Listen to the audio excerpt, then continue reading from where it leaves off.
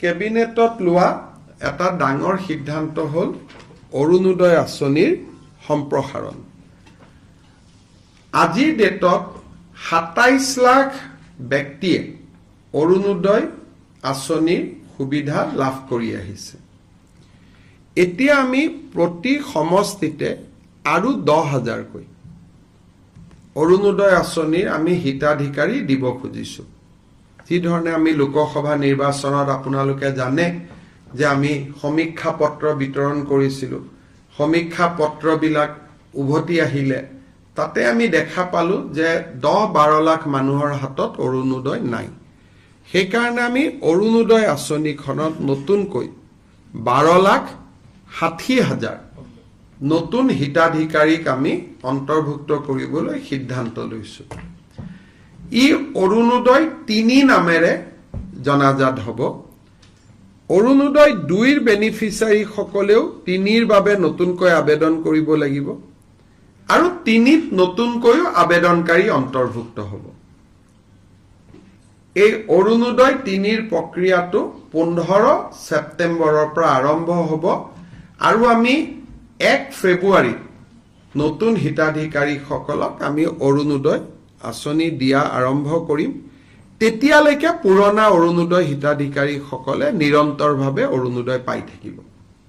কিন্তু যেতিয়া ১ ফেব্ৰুৱাৰীত আমি নতুন অৰুণোদয় দিব যাম, পুৰণা বেনিফিচিয়াৰী ২-এজন হয়তো তেওঁলোকৰ কোনোবাৰ ঘৰত চাকৰি পালে, কোনোবাৰ ঘৰত গাড়ী কিনিলে, বিভিন্ন কাৰণত তেওঁলোকে নাপাব। কিন্তু এইবাৰ অৰুণোদয় এটা আমাৰ কণ্ডিশ্যন হ'ল যে ৰেচন কাৰ্ড থকা মানুহে অৰুণোদয় পাব।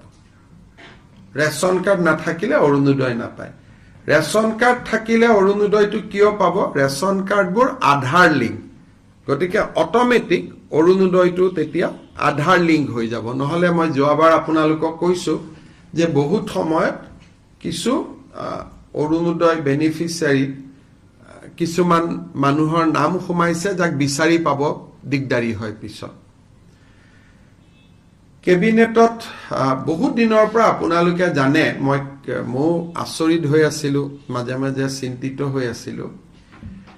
আমাৰ লুৰিণজ্যোতি গগৈ আৰু জগদীশ ভূঞাই মাজে মাজে পেপাৰ আৰু টিভিত কৈ থাকে যে আমি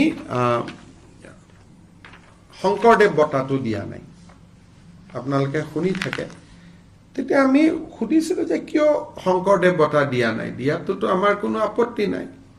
তেতিয়া আমি গম পালোঁ যে ২০০৮ চনত কংগ্ৰেছ চৰকাৰে এটা সিদ্ধান্ত ল'লে যে শংকৰদেৱ বঁটা বছৰে বছৰে দিয়া নহ'ব, ৩ বছৰতহে এবাৰ দিয়া হ'ব।